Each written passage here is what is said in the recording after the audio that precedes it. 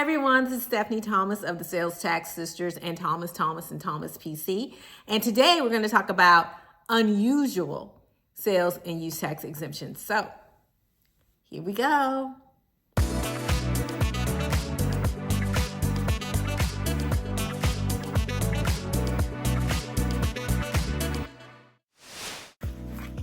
Hi everybody, thanks so much for joining us and clicking on the video. If you're not subscribed, you know what to do, people.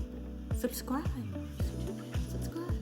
Today we're going to talk about some unusual sales and use tax exemptions. And I think it's going to be fun. So hopefully you'll learn something that you didn't know. So let's start with the first one. Animal feed.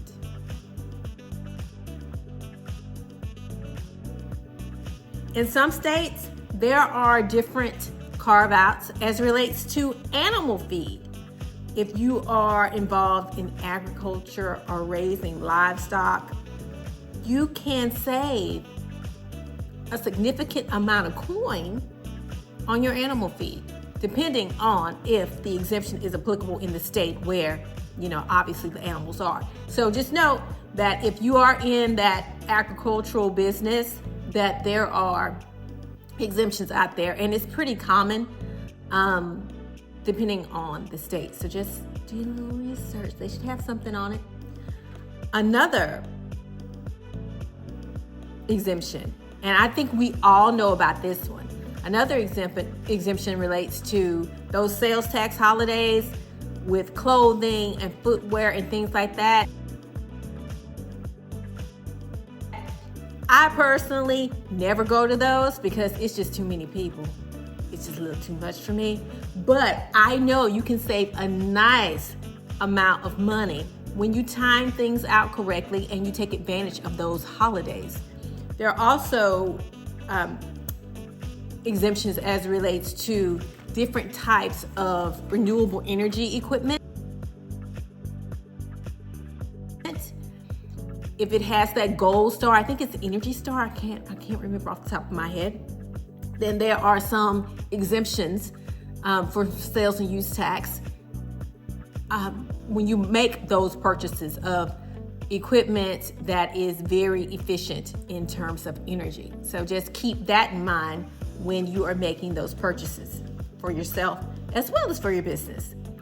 Food and beverages at charity events.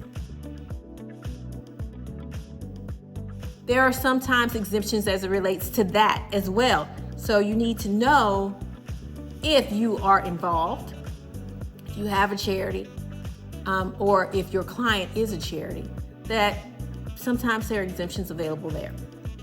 Same thing applies with certain medical devices. Now, this is the big caveat. Not all medical items are exempt, okay?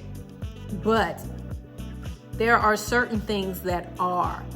And it varies, as always, from jurisdiction to jurisdiction. So you need to know the applicable exemptions in the jurisdiction where you do business. And not only is it can be very highly nuanced. For example, if a physician purchases something versus a regular Joe Schmo, the exemptions may not be the same. What may be exempt because a physician purchased something may not be exempt if, for example, I purchased something. So just know that going in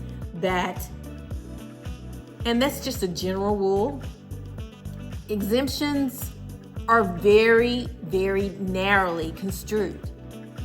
It's like when you were a kid, and I'm going to be dating myself, when you were a kid and you were playing with locks and that toy where you had to put the triangle in the triangle slot, the circle in the circle slot, the square in the square slot.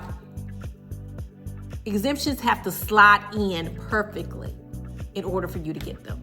I mean, the tax authorities don't want to give anybody money, okay?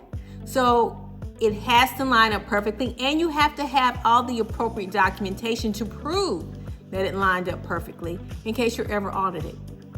And those are some unusual exemptions that can save businesses money. I wanted to let y'all know about it because I think we all pretty much know that if you're a manufacturer, there are huge exemptions out there. I know I've said it, I've said it on a video, but there are other little lesser known exemptions out there that business owners need to know about too. Anything that can save you money, I'm here for. So I hope you liked the video. Please thumb us up. Please share it. If you have a comment, let us know. If you want to talk to us, all our details are going to be in the description box. And don't forget to subscribe. And I'll see you next time.